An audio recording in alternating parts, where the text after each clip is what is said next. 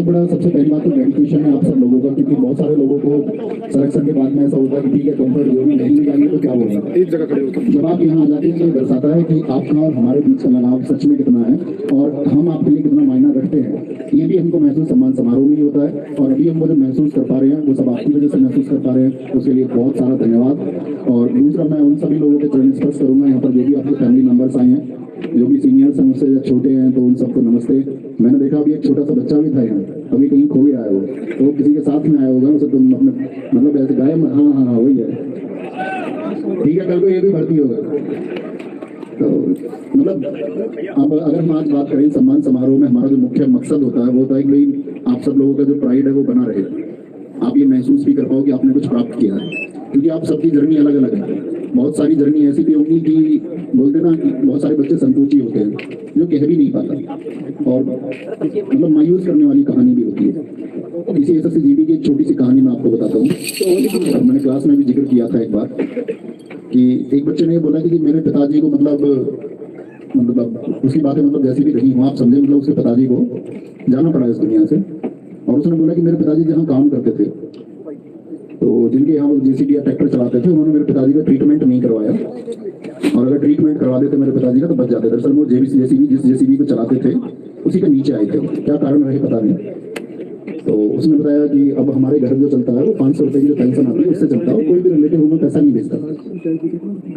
तो मैं उससे पूछ रहा था मतलब यार 500 रुपए में घर कैसे चल सकता है, मतलब हमारे लिए बेशक मतलब हम भी उसी पृष्ठभूमि से हैं, लेकिन इतने खराब हालात के 500 रुपए में भी घर चल सकता है क्या। तो उसने बताया भैया पिछले 2.5 महीने से हमारे घर सब्जी नहीं बनी, मतलब सिर्फ रोटी बन रही है और सिर्फ रोटी ही हम खाते हैं, चाहे नमक से खाएं कैसे भी खाएं, सब्जी 2.5 महीने से नहीं खाएंगे। और 3 भाई बहन थे, तो मतलब कारण थे, मैं चाहता था कि वो यहाँ मिले लेकिन किसी वजह से नहीं आ पाया है। तो मैंने उससे बोला था कि भाई जो भी हम कुछ कर पाएंगे आप समझना, मैंने उसे प्रॉमिस किया कि ठीक है तुम अपनी चीज़ें कंटिन्यू करना, मैं तुम्हें कुछ पैसे भेजूंगा, बाकी पढ़ाई वढ़ाई के लिए जो भी तुम कर पाओ तो वो कोर्सेज वगैरह मिल जाएंगे। इतना खुददार बच्चा कि ये कह के गया ठीक है जब मुझे जरूरत होगी उसने मुझसे पैसे नहीं मांगे करना, यही उसी तरीके से अपना सर्वाइवल किया और आज आपके साथ में वो भी सीएसएफ में सेलेक्ट हुआ है। इस चैनल की जो जर्नी रही या आप लोगों से जो भी भावनात्मक जुड़ाव है उसका कारण यही था कि हम लोगों ने मतलब अमीरों को टारगेट नहीं किया, टारगेट नहीं तो मतलब उन्हें प्रसरण नहीं देना था, उन्हें सुविधाएं देने का कोई अर्थ नहीं था, वो लोग जुड़े तो अलग बात थी। ध्येय यही था कि निम्न वर्ग और मध्य वर्ग का बच्चा जुड़ पाए।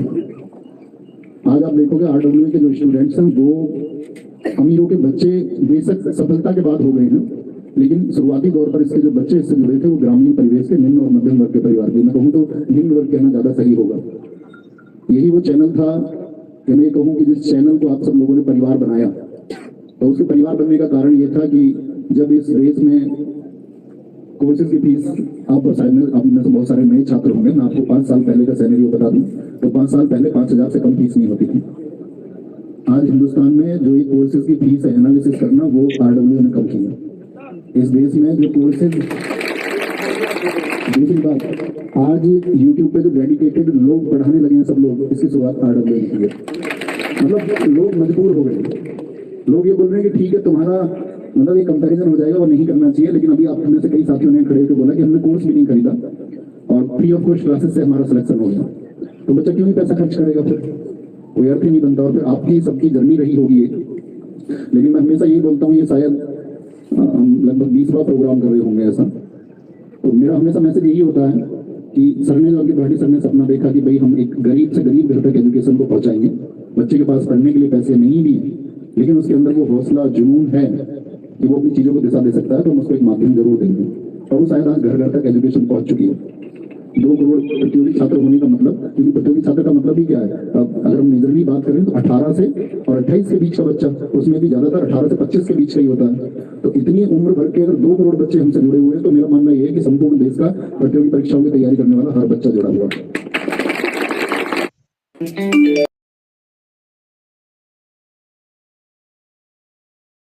तो आप विशेष हैं, और विशेष आप तब बन जाते हैं कि लोगों ने बोला कि 160 मार्क्स का आपका एग्जाम था 160।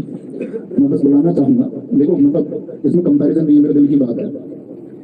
जैसे कि आप ये सोचोगे कि भाई all India rank 1 Shahrukh Khan सब जानते होंगे, और ऑल इंडिया रैंक 1 लगभग मतलब शाहरुख का स्कोर जो है 155 के आसपास का था, लेकिन एक लड़के ने कमाल ही कर दिया, 160 में से 160 गुंजाइश ही नहीं छोड़ी कोई, ना एनसीसी ना रिलैक्सेशन, उसके पास ऑप्शन था 80 क्वेश्चन करने का और 80 में से 80 ठीक किए।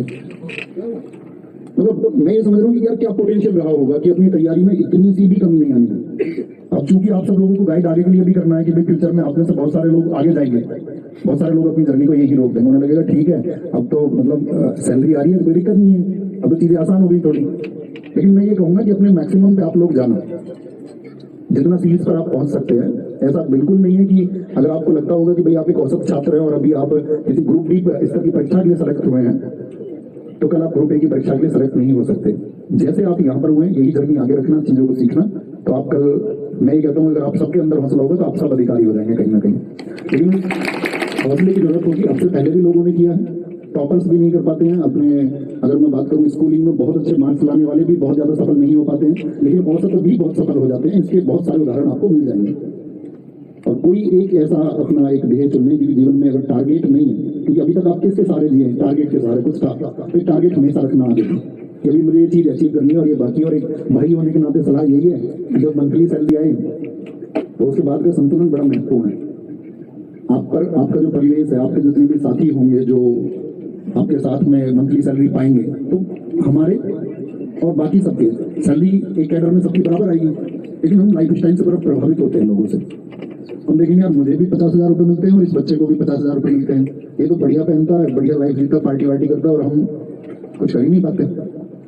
तो उसको देख के कंपैरिजन नहीं करना। आपके हालात आप जानते हैं, शायद उसके ऊपर डिपेंडेंसी ना हो, कोई निर्भर ही ना करता हो, उसको अकेले का अपना अकेले का जीवन चलाना, उसका घर डेवलप हो, तो एक तो आप किसी के साथ में तुलना मत करना कि भाई ये कोई किसी तरह का जीवन जीता है उसी नौकरी में तो मैं भी ऐसा ही जीवन जीऊंगा। पहली बात तो ये इसी के लिए मतलब आप पंचतंत्र किसने लिखी है जरा बताओ लोग। विश्व में कौन से नंबर की बिकने वाली किताब है? विश्व में कौन से स्थान पर आती है सेलिंग में? कौन बता सकता है? हाथ उठाओ, कितने पे आती है? दूसरे बार। पहले पे कौन सी आती है? बाइबल आती है। तो वो दुनिया की मतलब दूसरी सबसे ज्यादा बिकने वाली किताब है।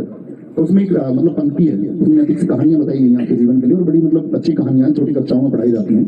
तो उसमें एक कहानी कही गई है कि जो संपत्ति में भी सरल हो, महसूस करना इस बात को, जो संपत्ति में भी सरल हो, संपत्ति का मतलब जब उसके पास कोई अभाव नहीं है, उसके पास चीजें हैं और वो तभी एक सरल जीवन जीता है, और जो विपत्ति में भी अविकल हो, विपत्ति में भी अविकल का मतलब विचलित ना हो, वही महान होता है। तो संपत्ति में सरल रहना और विपत्ति में अविकल रहना है। कभी भी मतलब आपके सामने परिस्थिति आपने अब तक झेली है तो मुझे लगता है मोस्ट ऑफ ने सब कुछ झेला ही होगा, देखा होगा उन्होंने इकोनॉमिक कंडीशंस को भी, आर्थिक हालात भी, सम जैसे भी होते हैं, तो वो आपको जीवन में खुद ही फेस करने हैं अपनी आगे आने वाले समय।